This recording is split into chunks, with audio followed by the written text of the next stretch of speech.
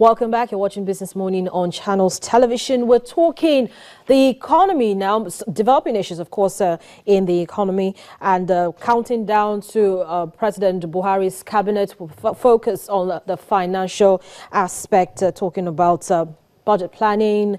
The banks, of course, who play a very critical role in the economy. But joining me in the studio now to give us his perspectives on the banking outlook for 2016 and, of course, reviewing 2015 is Ike Chioke. He's the Managing Director, AfriInvest. Thank you so much for coming in, Ike, this morning. Good morning, Harry. Thank you for having me. So, looking at the challenges of a tight fiscal environment, what are your thoughts on how the financial services sector, how it's fared, at least for this year?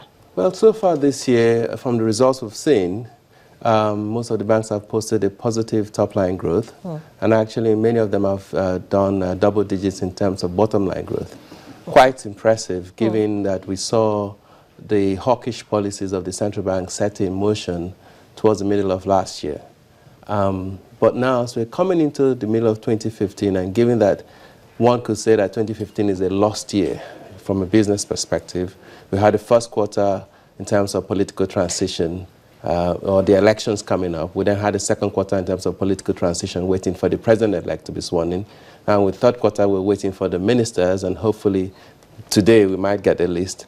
And even if the ministers are named tomorrow, I don't think they can really get much done by the end of the year. So you see then the economic activity for the federal government itself and most of the states have just been in suspension.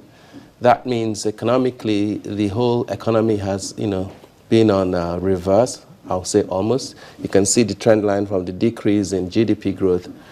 First quarter above 3%, second quarter just below 3%, and I think it will even be lower by the third quarter. These are all signals to an upcoming slowdown of the economy. And indeed, the central bank at the last MPC meeting indicated there could be a recession in 2016. So because the banks act as a toll gate on the economy, they will actually feel the pinch first before the rest of us. So we'd expect that this year will be particularly difficult for the banking sector. And now throw in the issues like the implementation of the Treasury single account system. Now you then see billions of naira of deposits moving from banks into the central bank, drying up liquidity for the system, although they have tried to ameliorate that with the decrease in cash reserve ratio from 31% to 25%. But it's still not quite, I think, on balance, sufficient for the economy to get to where it should be. And therefore, the banks will be in difficulty as we imagine.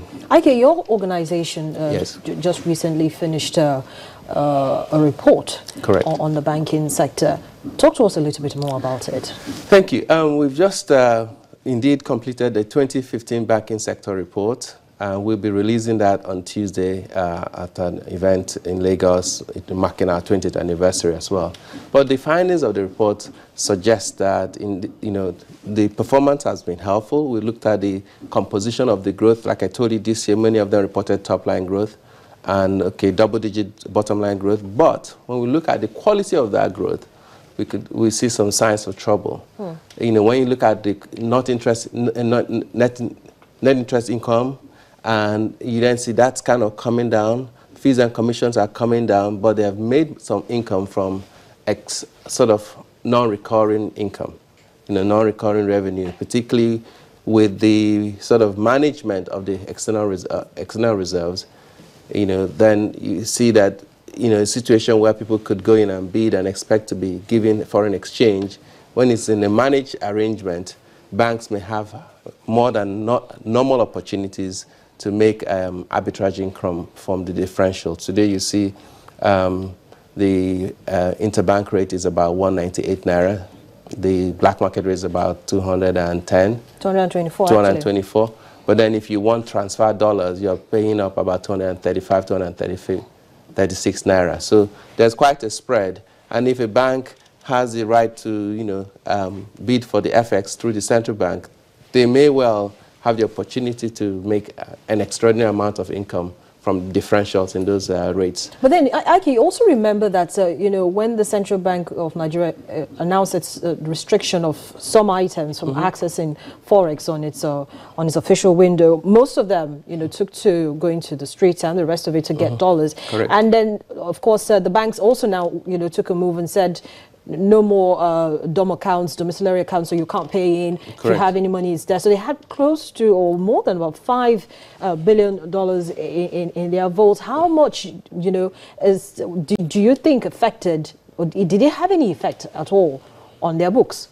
It should have an effect on their books, you know, because sometimes these policies, you wonder how they're actually going to implement it. If you announce today that I'm banning 41 items from qualifying to bid for FX on the official window, what do you then do for things like goods in transit, where an importer might have paid the bank fully in Naira, and the bank had issued a letter of credit to an international bank, and now the goods are approaching Lagos Harbour, or indeed at the harbour, and who's to pay? Who's in default? Is it the person who had applied to get those goods before you ban the items, or is it the bank that should default because those items are now not qualified anymore? So there are really a lot of issues around the way the FX is being managed. What we see is that given where the oil prices are today, the external reserves are no longer, there is no capacity for them to be accreting on a month-to-month basis. You know, normally, accretion means that we earn more in dollars, and there's a little bit extra, and the external reserves kind of trends up. We expect that the trend line is going to be downwards at best. And indeed, some analysts like Goldman Sachs have suggested that the oil prices may come down to 20. If that does happen, it will be quite disastrous for the Nigerian economy. Now, in an arrangement where the external reserves are going down, but the central bank insists on maintaining the exchange rate, then obviously they are fighting a losing battle. Ultimately, when that devaluation happens, it will be much more massive and much more destructive than they had anticipated.